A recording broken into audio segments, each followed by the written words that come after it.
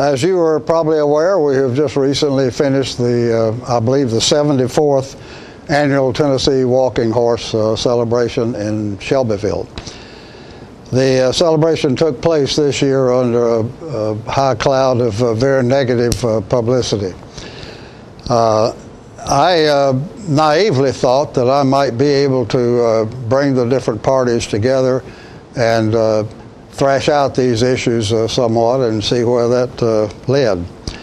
But I didn't realize that the main parties don't talk to each other. And after exhaustive efforts trying to get the show put together, I finally had to abandon it. The U.S. Department of Agriculture absolutely refused to appear. They don't do interviews. They don't do press conferences. All of which I thought was a little strange for a federal public agency, so-called. And the industry folks did tentatively agree to come on, and for some reason canceled fairly late in the game. The one party who agreed to come on and stayed with it up until close to the show was the Humane Society, but I decided, since that was going to be one fairly narrow view, that I would rather not devote the show to that, so I canceled. But since I had spent a great many hours trying to follow and understand the issues over the preceding 3 months, I thought it would be worthwhile to try to summarize those and bring that to you for your own conclusions. The data that I want to present does not represent any unique version of mine. I'm taking most of the information from the bad publicity that has occurred over the last 3 months. There were no fewer than 21 articles in the Tullahoman, in the Tennessean, I'm sorry, devoted to this subject.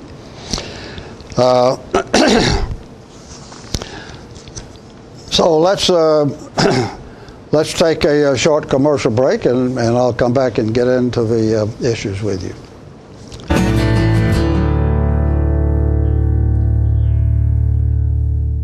The highest standard of trust offers a sense of safety and comfort. It's established over time. You know when you see it. You know when you feel it. There's a standard of trust in healthcare. It's the Joint Commission Gold Seal of Approval.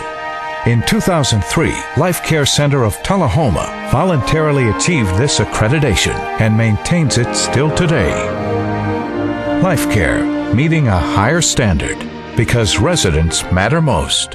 This is J.D. Oliver here at the Smokehouse on Mont Eagle Mountain. My sisters Betsy, Nancy, and I'd like to thank you for supporting our family business for over 50 years. Hello, this is Stella Parton, and I am standing here right in the middle of Jim Oliver's Smokehouse restaurant. But you need to come in here. We just got through doing a show. We also have a music scene going on here, and I want to invite you to come down because it is your mountain destination. Music on the Mountain in Mont Eagle, Tennessee. My name's Betsy Oliver. I'm the kitchen manager here. We serve a lot of ribs and barbecue and fried chicken. Hey, this is Sean Mayer, and I just want to let everybody know to stop in at the Smokehouse if you're ever on your way to Chattanooga or Nashville. They not only have a great gift shop, awesome food, great entertainment on Saturday nights, but beautiful cabins to stay in. Check it out. Make the Smokehouse your mountain getaway destination. Stay in one of our 84 lodge rooms and 20 timber frame log cabins. Look around our trading posts and eat in our delicious restaurant. Enjoy music on the mountain every Saturday night featuring the best of Nashville. Our family hopes to see you this year at Jim Oliver Smokehouse.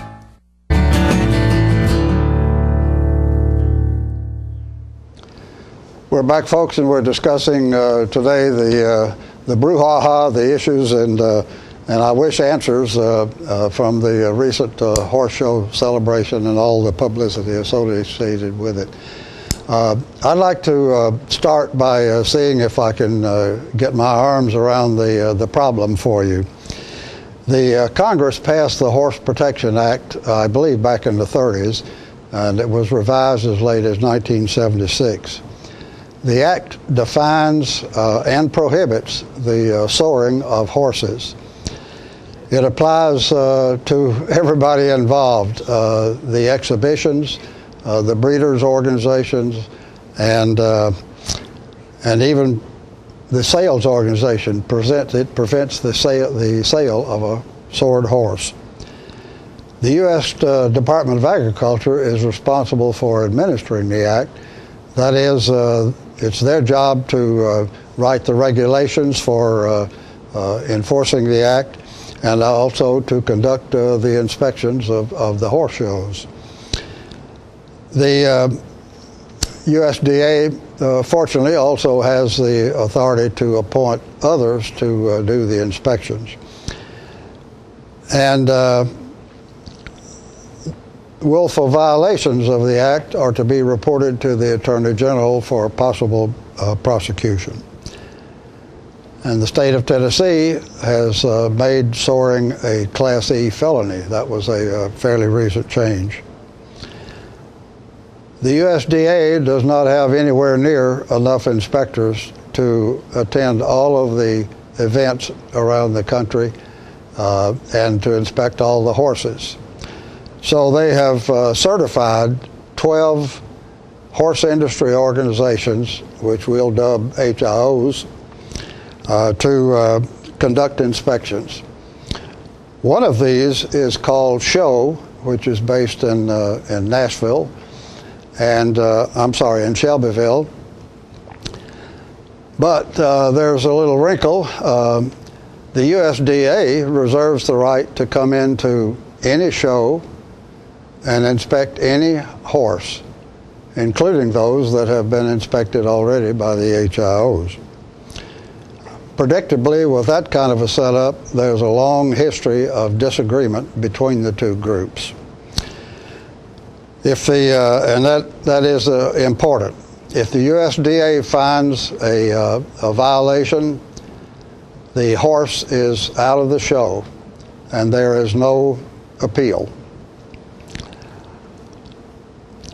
The disagreement has taken on a much more loud tone in the last 3 months since the release by the Humane Society of a video back in May that shows a trainer who has been a reward winner, shows him beating and soring a horse.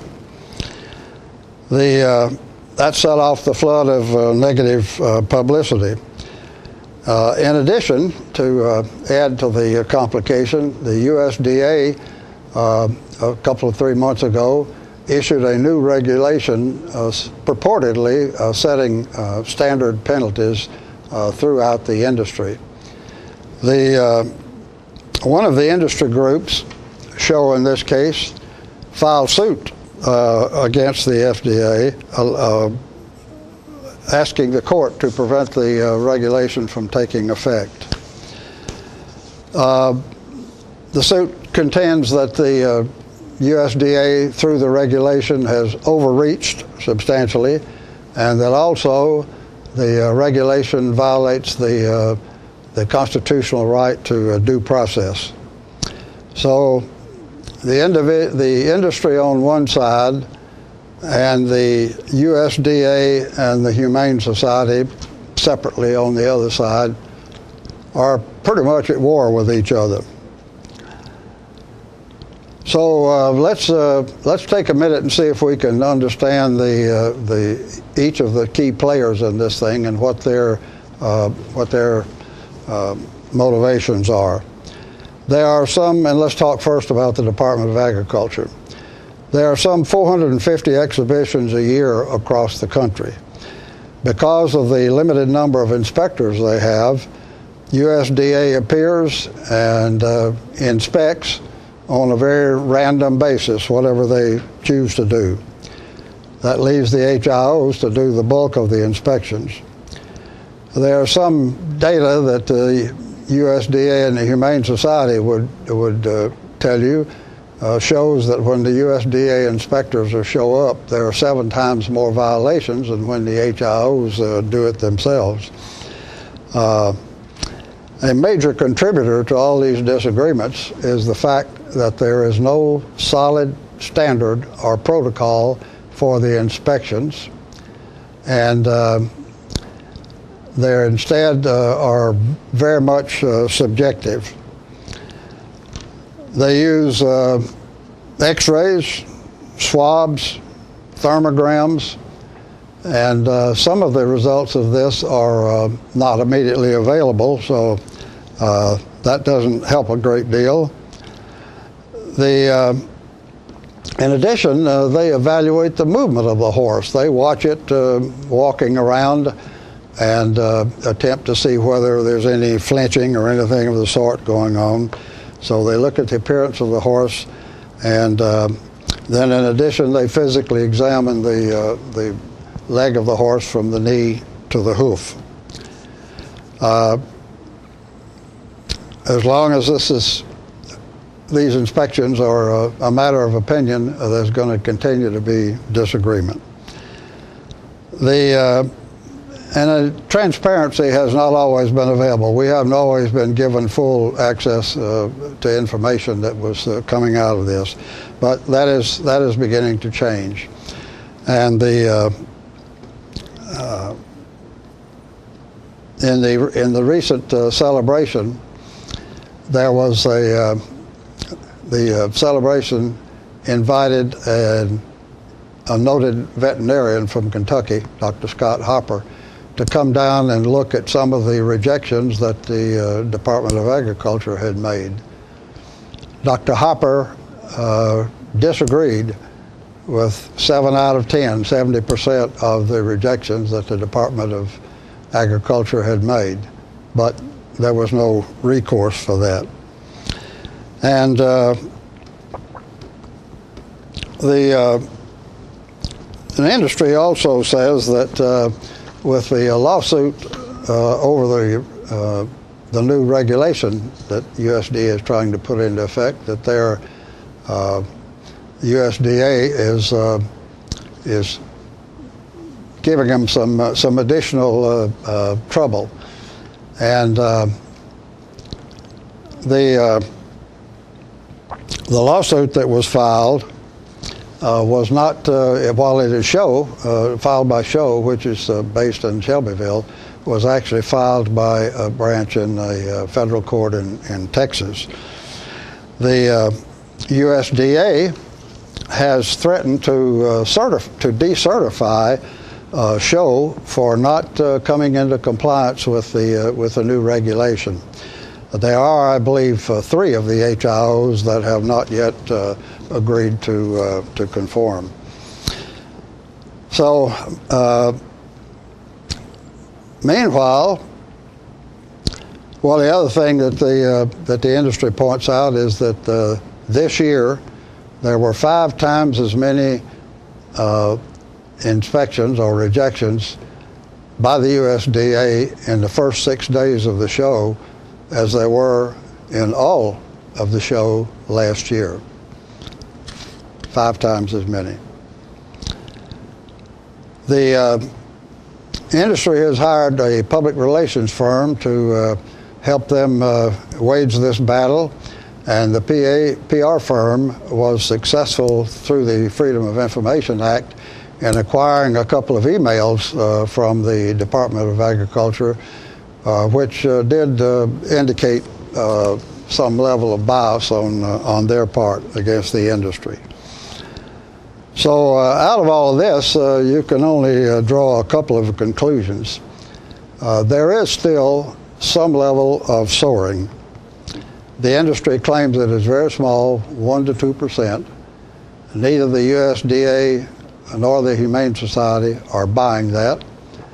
And so the disagreement continues. There's no way to resolve it. So let's take a short commercial break, and we'll come back and look at some more of the players.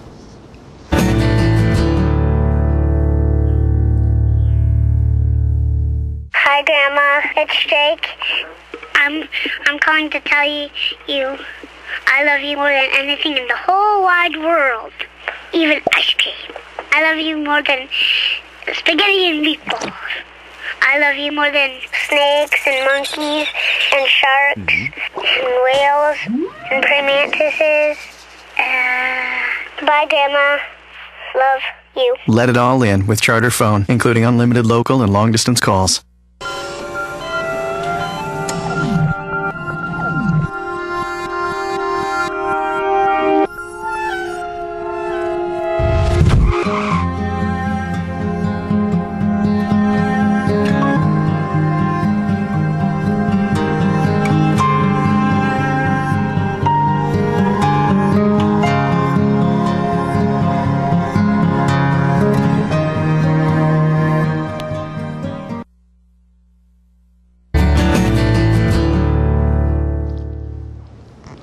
We're talking today, folks, about the recent Tennessee Walking Horse celebration, which took place amidst a great deal of controversy.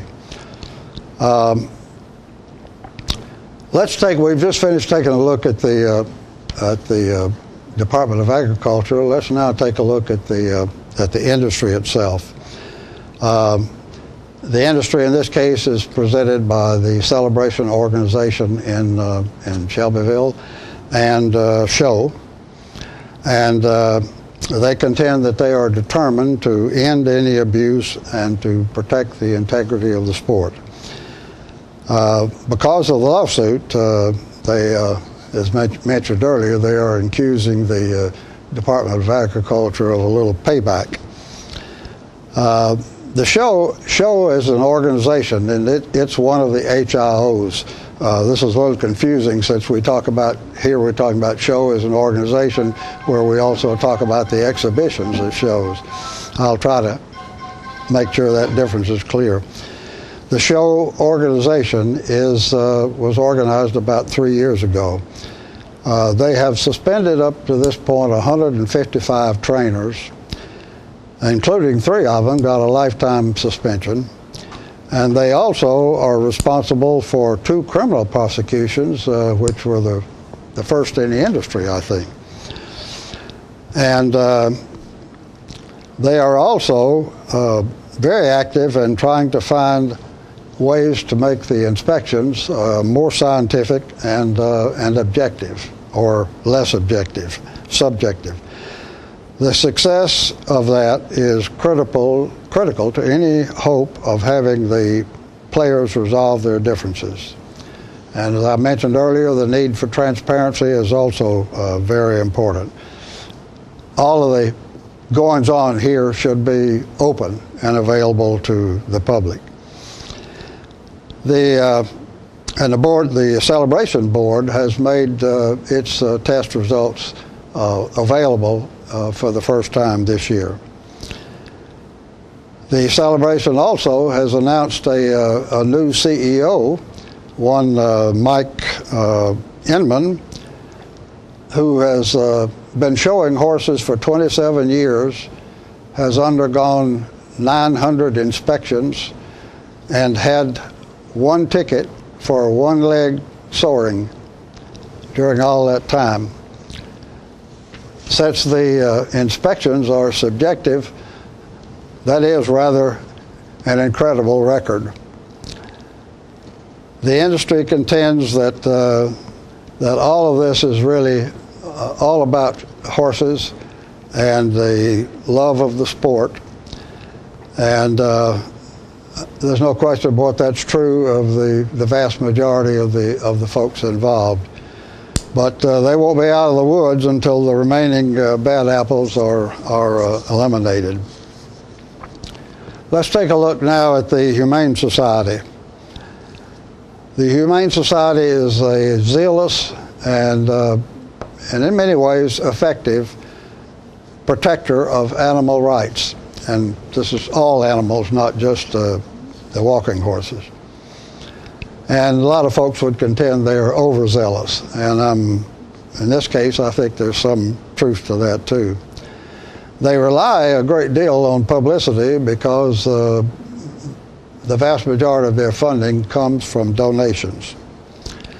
And they work with everybody. They work with other animal rights organizations around the country and conduct training for shelter owners and so forth. And they also work with the Congress. They are presently actively trying to strengthen the Horse Protection Act. And the Humane Society is the one that released that video back in May. And that's what generated the flurry of negative publicity leading up to and even after the celebration. The video was taken sometime in 2011, and the industry questioned why they had not released it instead of letting abuse continue for several months. The society contends that they were asked by the district attorney to delay the release while they continued to build their legal case. And the trainer was indicted in February, and the video was released in May. So that still kind of leaves up for question what happened to the 3 months in there that it was not released. They held a press conference on August the 31st and presented a trainer, a different one from the one in the video, who says that he has confessed to soring as part of a plea agreement, and he also contends that it is impossible to achieve that high lick, that high step, without soaring. The other trainer who is in the video is appearing in court on September the 10th to have his plea agreement approved, and included in that is a commitment to cooperate with the authorities in prosecuting. These two cases will be a source of heartburn for the industry for some time. As always, plea agreements of that sort are a bit self-serving because they are expected to result in a reduced penalty for the person involved. An hour after the Humane Society press conference, the industry held one of their own, refuting the trainer's contention that soaring is absolutely essential to produce the high step. They contend they can train without it and that most of the industry is clean. They also repeated the Humane Society's need for success in the trials in order to help them continue to raise money. The president of the Humane Society, Wayne Passell, graced the celebration with his presence this year. An indication of the relationship between the industry and the Humane Society can be seen in two comments of his. Some time ago, months ago, he announced that the celebration was the cruelest horse show on earth. That's in quotes. The cruelest horse show on earth. At the press conference, he added that the industry was full of corruption, conspiracy, and cover-up. On September the 5th, Passell had an opinion column in the Tennessean in which he presented a lot of information and data that was adverse to the industry. And he said this with respect to the industry. They have been in denial, this is a quote, they have been in denial so long that they seem to have a hard time distinguishing fact and fiction. So we have obviously the making of a very, very serious conflagration among these three. And so far completely ignored from all of this is the economic and the human factor. The human factor is dramatized most by an event that happened at the show to Michaela Dent. Michaela came down from Kentucky to show her horse. It had passed one HIO inspection and one USDA inspection when a second USDA inspector, I suppose the supervisor, decided he would take a look. He decided there had been a history of soring, and the horse was disqualified. And Michaela burst into tears. The family stuck around for a couple of days watching the show, but it was torture for her to see all of the ribbons being awarded, and the family upped and left. And her father said, never again. Additionally, the economic impact of the Tennessee walking horses is in the hundreds of millions. 50 million comes to Shelbyville with each event. But there are 450 events across the country, and you can see, you can imagine what the overall economic effect is. So with that, we're going to have to take a short commercial break and wrap up.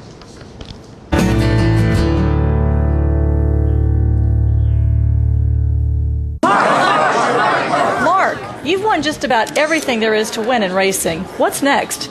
I'd like more people to know about ER Extra. The emergency room at Harton Regional Medical Center? I just want them to get the best care they can get. That just gets me right here, Mark. Maybe you'd like to pay them a visit. ER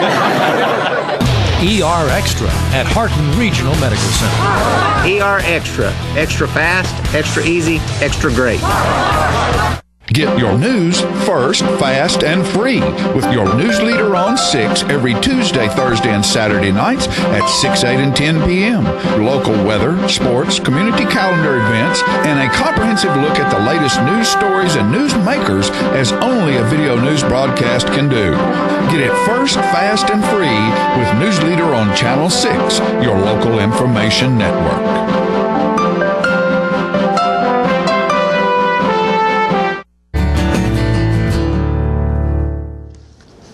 We're back, folks, and we've been talking today about the difficulties in the Tennessee walking horse industry, particularly in recent months.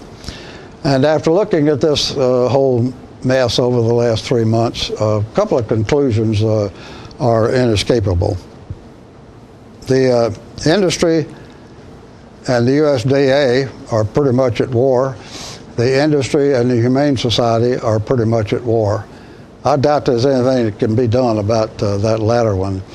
But clearly, the USDA and the industry should put their swords aside and work together.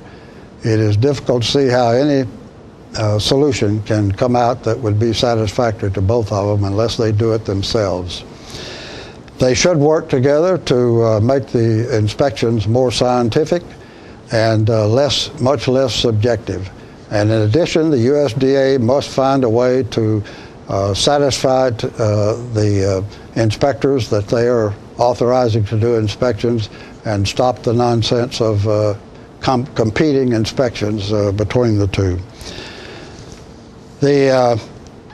If they can work together to eliminate the remaining bad apples, there will be a lot less ammunition for the Humane Society. And all of those involved in the industry really deserve better than they are presently getting. So with that, we're going to have to wind up, folks. Thanks very much for joining us, and we will see you next time.